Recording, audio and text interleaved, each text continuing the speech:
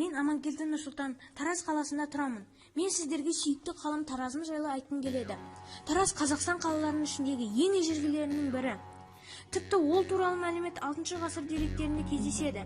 Қазақ хандығының негізі 550 жыл бұрын осы Тараз қаласының маңында құрылғандығы белгілі. Мен туған жерім жайлы көбірек білгім келіп, Жамбыл облыстық өлкетану мұражайына бардым. Олай болса, мұражайға бірге саяхаттайық. Танымал тарихи қаламыздың сан ғасырлық тарихын Тараз 2000 музейі баяндайды. Мұнда біздің заманымызға бұрынғы 1 ғасырдан бастап біздің заманымыздың 12 ғасырына дейінгі әлемдік маңызы бар бірегей жәдігерлер ұсынылып, Тараз тарихының маңызды беттері бейнеленген. Орта ғасырлық тұрмыста түрлі мақсатта қолданылған күйдірілген, күйдірілмеген, жалатпалы қыш ыдыстар, үлкенді кішілі шырағдандар, хош иісті әтірлерді, дәрігерлік заттарды, сынаптарды сақтайтын жұмыр тастар, майжамдар, түрлі ою-өрнек түсірілген тәрелкелер, жинақ сандықшасы, сыйымдылығы әртүрлі астық, сұйықтық сақтайтын хумдар, сатты аяқтар халық назарына ұсынылған. Сондай-ақ Тараз қаласы Ұлы Жібек жолы бойына орналасқан ірі маңызды сауда орталығы және бірнеше түркі мемлекеттерінің орталық қаласы болғандық. Жамбыл облысының жауһарлары архитектуралық ескерткіштерге ерекше назар аударылған. Сонымен қатар Жамбыл облысының аумағындағы тарихи ескерткіштер Айша бибі, Бабаджа хатун, Қарахан баба, тектұрмас кесенелерін 3D форматындағы голограмма түрінде тамашалауға болатын ғажайып бөлім іске қосылған. Музейдің мақтанышы қаланың 2000 жылдық мерейтойына тарту етілген тас мүсіндер және көне түркі жазуы музейі.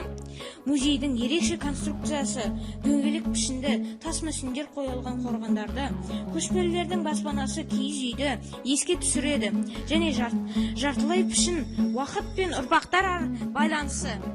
Бұл музейде тас мүсіндер өздерінің табиғи орындарына ұқсатып қойылған ежелгі тайпалардың, халықтардың тарихын баяндайды.